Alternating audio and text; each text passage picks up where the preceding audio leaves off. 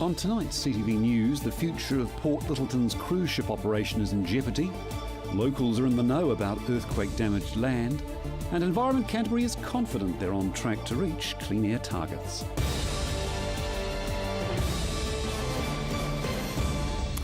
This is CTV News, I'm Grant Mangan. Winter's over and Environment Canterbury are confident that despite 19 high pollution nights, they're still on track to reach their strict targets. Emma Cropper has the story. They've vowed to clean Canterbury's air, but just how successful has Environment Canterbury been? Teams armed with these $9,000 infrared cameras took to the streets 4 nights a week, catching homes secretly using their old smoky fires. Although you can't see smoke, the top of the flue is reading above 20 degrees, and that indicates that it's on. They're part of Environment Canterbury's push to reduce high pollution nights in the region. ECAN's racing to keep up with strict World Health Organisation guidelines. In 2 years, local high pollution nights need to be down to just 3 a year. The important thing is that cleaning up the air is something that is everybody's responsibility, and we can't do it on our own. So again, we really need to work with our partners and with householders. So far, they've already clocked 19, but ECAN believes they're moving in the right direction. Of course, next year we'd hope to see further improvements, and many people have made commitment to make changes for next year. 3 of these stations monitor the city's air quality around the clock. Rooftop instruments collect up-to-date data, making sure these tiny PM10 particles aren't clogging the city's air.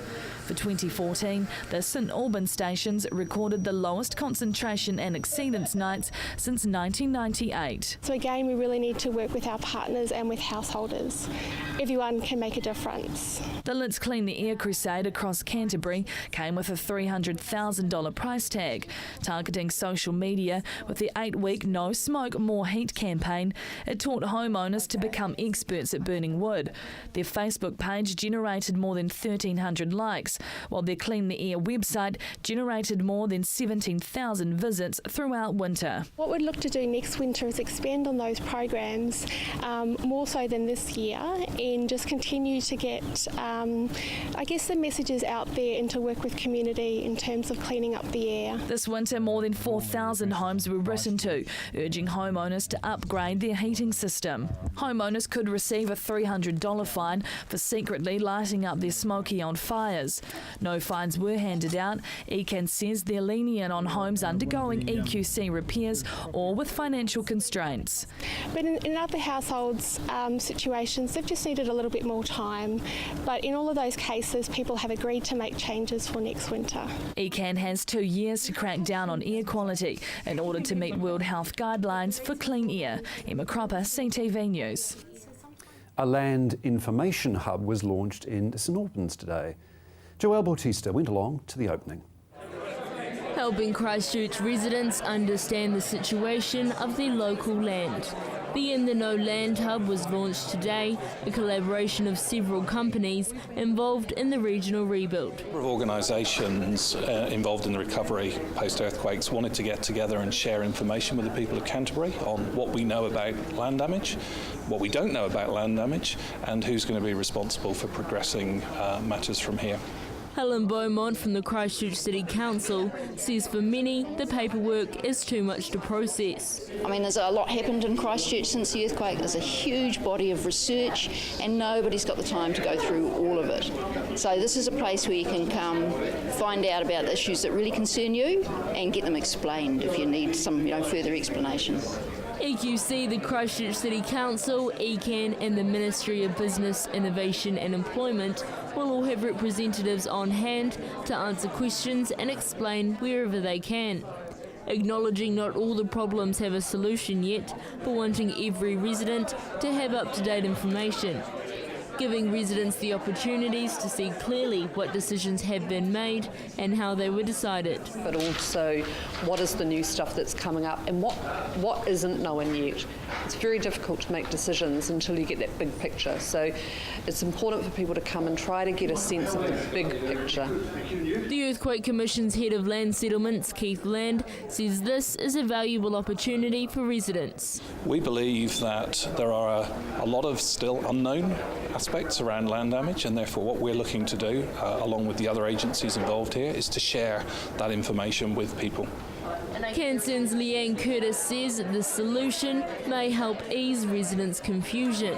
And there's lots of myths, there's lots of conspiracies, there's old information, there's new information. It's really confusing.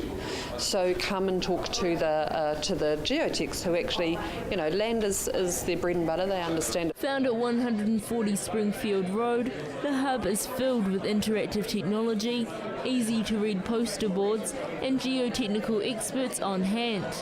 Hoping it will be a family-friendly environment, Leanne Curtis says there's also a toy box for the children. So it's a place where you can come, you can bring your kids, you can spend your time, but also come back because the seminars will be running at different times, different speakers, different topics. It's a place where we hope people don't just come once, we want them to come again and then come back again. What's next for the hub if all goes well? If this is a really successful venture, we'll look to extending that into longer time frames next year, into looking at Port Hills issues as well.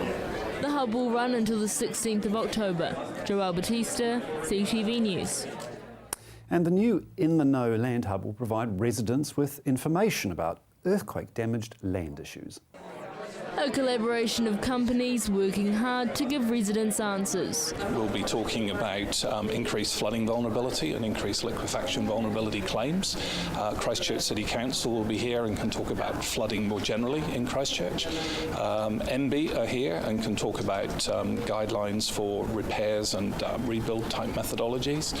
ECAN are here to talk about hail type issues. The In the Know Hub opened today, giving Christchurch residents the opportunity to understand the work being done in their community and ask more questions.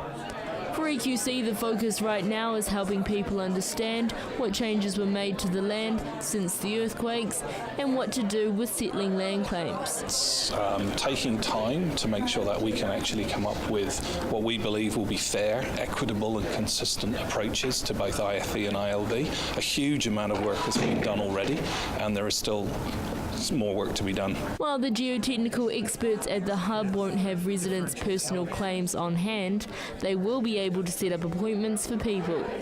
Feeling positive about the work completed so far, Keith Land says there's still a long way to go. The work that's been done so far I think will be really helpful in producing good outcomes for people. There's more to do.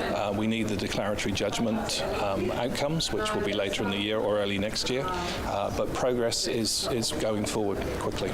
Over at the Christchurch City Council, the focus for residents with land is around the flood management plans, local flood protection measures and the district plan. So since the earthquakes, this area and some other areas in the city have become more vulnerable to flooding, and so we've got a program of research looking at what the causes of that vulnerability is, and then some of the options to improve the outcomes for people here. It's not the first time the Christchurch City Council has been involved in a public hub like this one.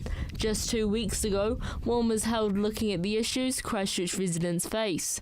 Finding answers to these problems is an ongoing task. Already in Dudley Creek and in the Heathcote and in the Avon, clearing blockages, removing culverts that were constricting the flow, and removing trees and things like that were in the way of the water. And we're now looking at the feasibility of some more significant engineering works in these catchments to reduce the flooding back to pre-earthquake levels. With the natural issues that residents face, such as flood mitigation and liquefaction, Helen Beaumont says it's about learning to move forward. One of the messages we want to get across is that we can learn to live with these hazards, okay? So while they're challenges for us, there's also some really innovative responses coming out, and that's the message that we want to get across. We can live with these, we can manage these hazards, and this city is still a great place to live. The In the Know Hub is at 140 Springfield Road, open from Monday to Friday 9 a.m. till 12 and Monday to Wednesday 4 p.m. till 7 p.m. Submissions for the Christchurch City Council District Plan ends tomorrow. Joelle Batista, CTV News. The popular department store Farmers is returning to Rangiora in 2016. Demolished less than 2 months ago, the site on Rangiora's High Street is being prepared for construction to begin on the new building.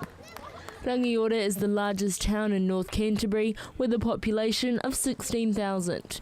Badly damaged in the earthquakes, Farmers was closed for 3 years. The well-loved department store was demolished in August of this year. To go to a store similar to Farmers, Northern Canterbury residents drive more than half an hour to Northlands Mall. Excited to be seeing progress made, when the demolition took place, crowds of people clapped and cheered. Chief Financial Officer Michael Power has confirmed Farmers will reopen its doors in 2016. Farmers plan on their new development to be twice the size of the former building. The local business owners and residents will be pleased to see Farmers returned back and fully operational to the main street. Construction is due to begin in January next year. Coming up, the future of Littleton Port cruise ships is in jeopardy.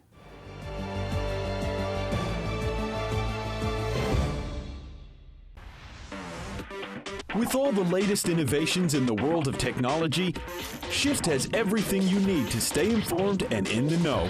Shift, 2:15 on Monday, right here on CTV. Come on down to Ferrymead Golf. Care for a game of paintball? How about some swings on the old driving range? Or on our par 3 9-hole golf course? Test your skills on the mini golf course or have a go at the airgun shooting range. Then relax at the Wow Cafe with one of our super succulent Wow Burgers.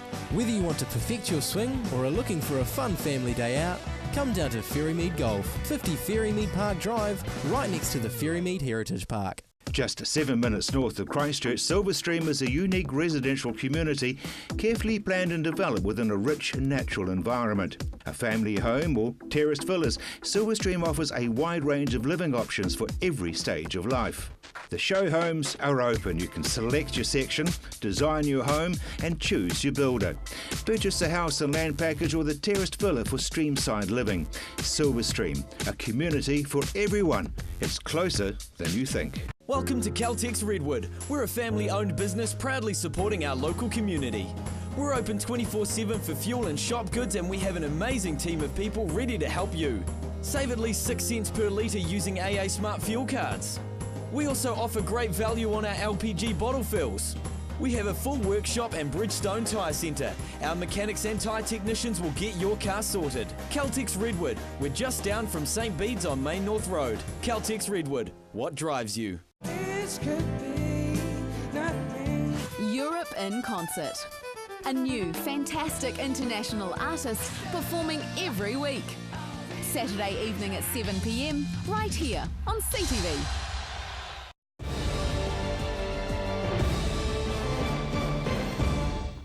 Canterbury tourism operators may not be getting an influx of cruise ship visitors anytime soon. The Littleton Port has confirmed to CTV News that cruise ships won't be coming back to Littleton unless the cash-strapped Christchurch City Council, the government or tourism operators step in to help. There are no cruise ships docked in this port, and there may never be any. The Port of Littleton can't afford the cost of building a new $40 million wharf to house the nearly 80 cruise ships visiting the region every year. We've got places in our plan to put it, but at the moment for us economically it doesn't make sense, so there is a chance it may not go ahead. Since the devastating February 2011 earthquake, cruise ships have been visiting Akaroa. However, the sleepy town can't cope with the influx in visitors, and as the ships grow in size, a need for a larger wharf is becoming more and more essential. Already Canterbury is losing 30,000 visitors a year, as some ships are just too big for Akaroa.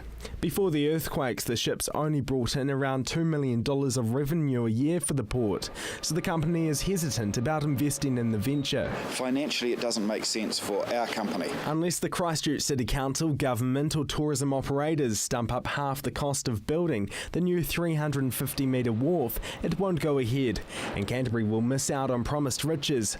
Last season, 72 cruise ships visited Akaroa, spending nearly $15 million in Canterbury. If cruise ships only visited Akaroa, the annual 72 visits would increase to 105 a year by 2027, bringing in $28 million a year to the region. However, the bigger ships will have to bypass Canterbury altogether. That's unless a new wharf in Littleton is built by 2017. Up to 118 cruise ships would then be able to visit both Akaroa and Littleton, and by 2027, $45 million would come into the region annually. Over 10 years, that shared port option will mean an extra $127 million could be spent in the region. Tourism operators don't want to miss out on that cash windfall. If the province was to say, look, no, we don't want that $127 million of benefit, we'd have to look at that in the context of could the Littleton Port Company accept a lower return for the cruise wharf versus other assets because of the wider economic benefit? Akaroa is limiting the tourism opportunities available for the cruise ship visitors. North Canterbury wine tours, like a much bigger day out on the Transalpine, those things are very difficult from Akaroa because they've got to get over the hill and they're only allowed to come into Akaroa after daylight and must leave before darkness. As far as the local city councillor is concerned, Littleton needs to get its cruise ships back. Akaroa is doing a great job of handling the cruise ships at the moment, but Littleton needs to be geared up to handle those cruise ships so that we can take advantage of this part of our economic development opportunities. So who should pay? There's a number of options that have been looked at. You can go from a government, some form of government. You can go from stronger levies on the industry itself through to local grants as well. There's a whole range of things. Most Littleton locals are disappointed they may not get their cruise ships back. Well, that would be a terrible shame, I think. Well, it'd be a bit of a blow for the local economy, wouldn't it? Yeah, I think it's a bit of a shame. I think they should be brought back in, personally. Awesome. I live in Dunedin, so if they come to Port Chalmers, so much the better.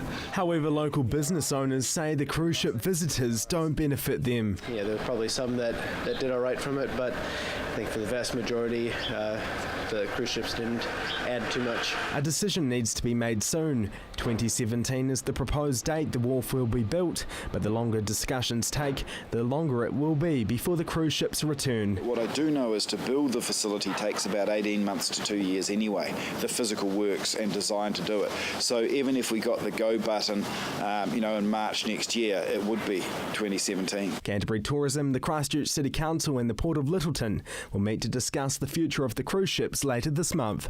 Marcus Gibbs, CTV News. And staying with this important story, a major Christchurch tourism operator is frustrated with the lack of progress the Littleton Port of Christchurch is making to bring cruise ships back to the Garden City, branding the move as a delaying tactic. Christchurch's gondola, trams and punting are ready and waiting for tourists, but they're nowhere to be seen. We're only getting probably 20%, 25% of the bookings through our punting and tram operations that we used to get. Michael had assumed the cruise ships would be back in Littleton by now, and he'd planned for thousands of extra tourists to be visiting his various attractions. But that's not the case. Just after the quakes, we planned to coming in 2012, then 2013, so it's the port just delaying things, I believe. That date is set for 2017, but if no one is prepared to pay for a new $40 million wharf, it won't be built, and the cruise ships won't be returning anytime soon. So this is the first time I'm hearing this. What I'm definitely saying is that there needs to be some conversation between the port and likely partners so that we can get this back on track. The Littleton Port has proposed to build the new 350-metre wharf, but says it can't afford to without the government or the City Council chipping in. This is because the cruise ships are a small earner for the port, bringing in just $2 million a year in docking fees. Too much of a hassle for them, they don't really want it to happen. They're using their public company status as an excuse. There's a problem here where the port simply has a narrow view which is based on how much it can earn. And that is set by the average price that cruise ships are prepared to pay to actually tie up at a wharf in New Zealand. Without the wharf, the cruise ships are travelling to Akaroa, an hour and a half away, and 13 of the larger cruise ships can't fit inside Akaroa's much smaller harbour. This means Michael's attractions are missing thousands of extra visitors and thousands of dollars in lost revenue. Something like 3,000 customers or passengers, another 1,000 crew each, so it's equivalent to 50,000 people. It's like 2,000 busloads of people with their wallets open, willing to spend money in the central city. and they're not coming. With limited visitors, his various businesses are suffering. Even in the midst of school holidays, he's only running 3 trams. Before the earthquakes, however, he was running 5. We take probably 200, 300 customers a day. On a cruise boat day, we'd take 1,000. The gondola was another favourite of the cruise ships. It was one of the only places the visitors could take photos of their ship from above when it sat in Littleton Harbour. Visitor numbers are down by 1/3. To bring them back, Michael's suggestion is to delay the larger wharf terminal and build something smaller. So they're saying we need $40 million for a terminal. All we want is a wharf. Now, I know they can build to get that old wharf up and running on the inner harbour for $20 million. Done deal. Michael also hopes that once the Christchurch City Council owns 100% of the port, it will put pressure on the board to rebuild a wharf for the cruise ships. We haven't been able to reach the chief executive of the port today for comment on this, but we hope to hear from him later this week. Marcus Gibbs, CTV News. And once we've got hold of the CEO of the port company, we will continue the story. 6 charges have been laid against a 20-year-old man following a police pursuit this afternoon. The vehicle failed to stop after being signalled to do so by police. The pursuit ended in a crash on the southern motorway. A policewoman was treated for minor injuries to her arm as a result of the crash. The driver of the vehicle was arrested for driving while forbidden. Police have also charged the driver of the vehicle with possession of drug utensils and assault with a weapon. Still to come, your local weather update.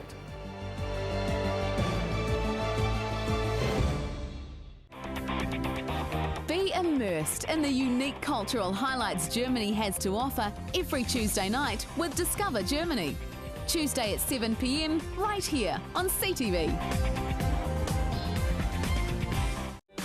Undergone home renovations? Looking for that special something to complete a room? Look no further than the Hitching Post. Their extensive range ensures you can find that special something. From plasma cut metalwork to candles, artwork, weather vanes, or even a customised gate. So come on down to the Hitching Post, 722 Marshland Road.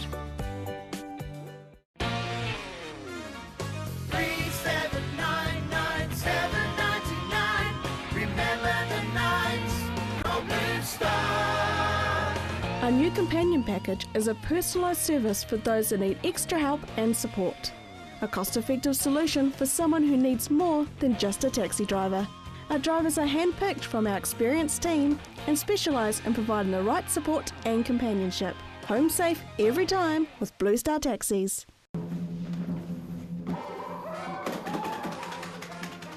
Avoid the monkeys when it comes to relocating. Trust A1 Movers, a family business since 1993 that guarantees a professional job every time. We carefully handle and wrap your valued items, ensuring they have a safe journey. Secure storage and insurance options are also available. A1 Movers, the careful, caring moving company. Oi! The Tiki-Tour Ride. Kia ora! Hey, my name's Victoria. And my name is Nana. Climb aboard the Tiki Tour bus and join in on all the fun. Every Saturday at 8 here on CTV. Ka kite. Enjoy the show.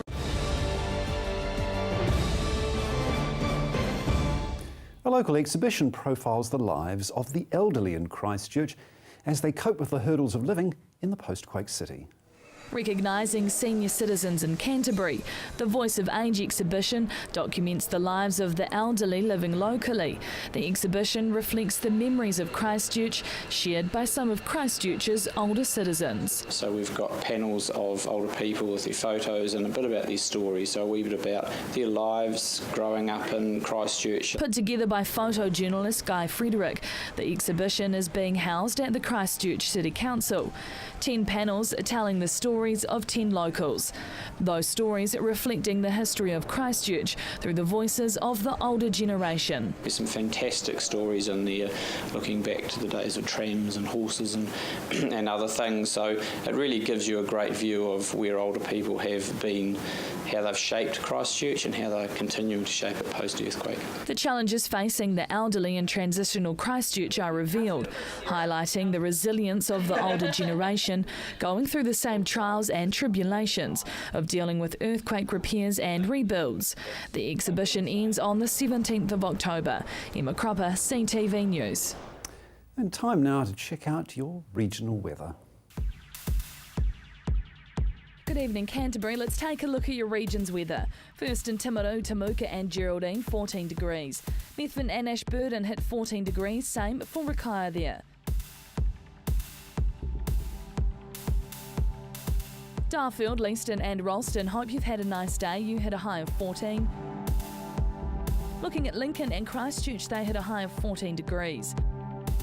Over in Akanawa, they had the low of the region, only hitting 13 today.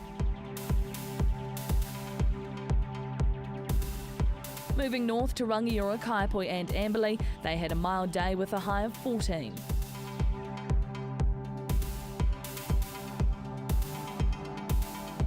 Culverden, Hanmer Springs and Cheviot had one of the region's highs, reaching 16 degrees. At the top in Kaikoura, a mild day for you, hitting 14. But what's in store for tomorrow? In Timaru, high cloud and mild northwesterlies at first, but cooler southwesterlies developing during the afternoon with some low cloud and maybe a few light showers, hitting 8 degrees overnight with a high of 15.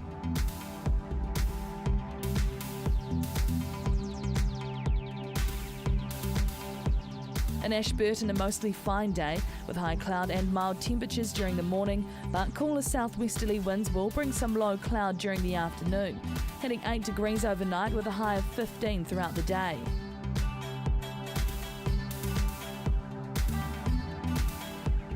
Christchurch, fine and mild for your Wednesday morning, but increasing cloud during the afternoon may see some drizzle patches later in the day, hitting 8 degrees overnight and a high of 15 throughout the day.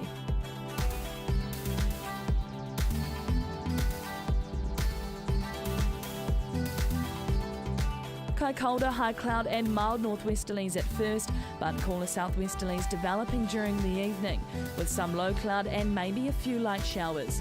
15 degrees throughout your day and hitting an overnight low of 8.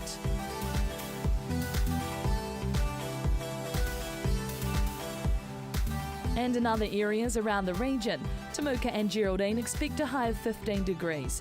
Methven and Rakaia, cloud in the morning with a high of 15.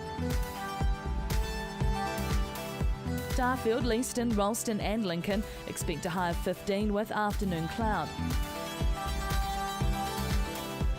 Over in Akanawa, heavy cloud developing through the day with a high of 15. Rangiora, Kaipoi and Amberley hitting a low of 8 and a high of 15.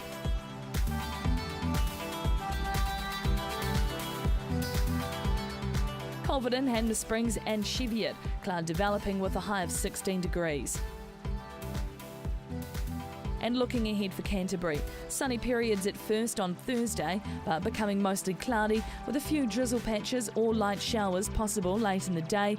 Expect light to moderate cool southerly winds. Fine from Friday through Monday with mostly sunny skies and moderate northeasterly winds. Temperatures will be about average for this time of the year. And that's all for your region's weather. Enjoy the rest of your evening. And that's CTV News for Tuesday. I'm Grant Mangan. Good night.